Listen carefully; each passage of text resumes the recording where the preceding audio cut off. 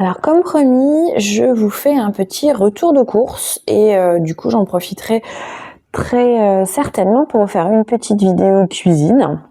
Alors, donc des légumes, à part les courgettes, des légumes de saison, des légumes qui viennent de France, donc des poireaux, le but faire une soupe avec les courgettes, le navet jaune, le panais et ce sera pas mal, peut-être un peu de carottes, on verra bien.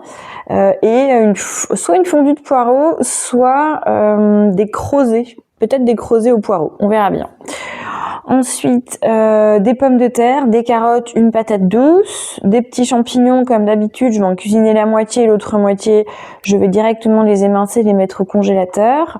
Un petit chou rouge pour faire des petites salades le soir parce que c'est vrai qu'on manque souvent de légumes crus en hiver. Donc là, il y aura du chou rouge émincé et certainement un petit peu de carottes que je vais râper. Au niveau des fruits, j'ai donc des pommes. Donc j'aime bien ces pommes grises là, de Canada pour faire des compotes.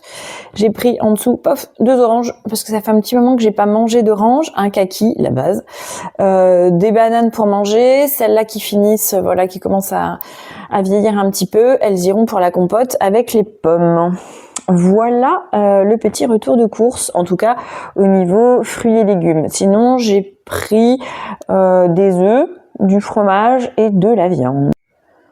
Alors, voici déjà le début de ce que j'ai cuisiné avec les courses de tout à l'heure. Donc ici, on a une soupe un peu particulière.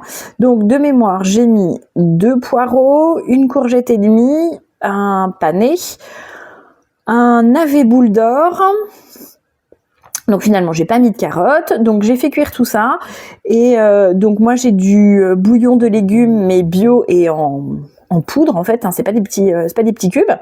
Donc j'ai fait cuire tout ça 15 minutes à l'autocuiseur et j'ai trouvé en fait que ma soupe était un petit peu liquide et du coup ce que vous voyez, ces espèces de petits grains là, en fait c'est pas des petits grains.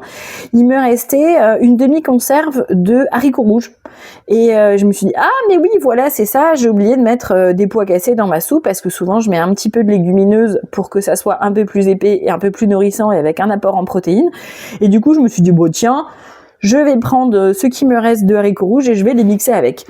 J'ai goûté, franchement, ça va tout à fait bien au goût, il n'y a aucun problème.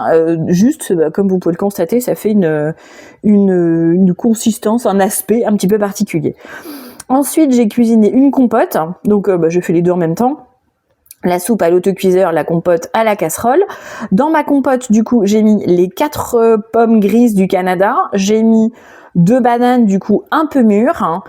Et pour toute cette quantité de fruits, je mets juste un sachet de sucre vanillé, mais honnêtement, je pense que j'aurais presque pu m'en passer avec les bananes parce que j'étais déjà pas mal sucrée. Et surtout des épices. Donc les épices que j'ai mises, je vous les montre. C'est cette petite chose-là. C'est une petite marque française qui s'appelle Akazan. J'ai déjà dû vous en parler. Bon, ça veut pas faire la mise au point. En tout cas, voilà, ça s'appelle mélange d'épices tarte aux pommes. Franchement, c'est super bon. Il y a une base de cannelle. Moi, j'adore mettre ça dans les compotes. Et il y en avait un petit peu trop pour mon petit bocal en verre. Donc, du coup, voilà mon goûter qui est tout prêt pour tout à l'heure.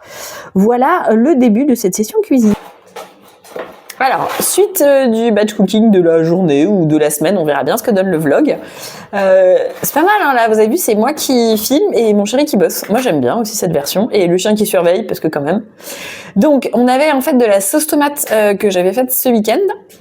Du coup, là, on s'est fait une petite farce avec des champignons, des oignons et de la viande hachée, parce que vous le savez maintenant, je mets des légumes partout, donc même dans les lasagnes. Et là, on est en train de se faire 2 plats de lasagne, un qui sera pour notre repas de demain midi et un qui sera à mettre au congélateur, qui nous servira sans doute la semaine prochaine. Pour ce soir, c'était super simple. J'ai préparé tout à l'heure des saucisses lentilles carottes au cookéo.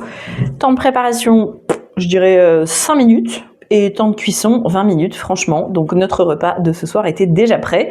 Voilà pourquoi on avait le temps de se faire des petites lasagnes. Coucou, j'espère que ce petit vlog cuisine vous a plu.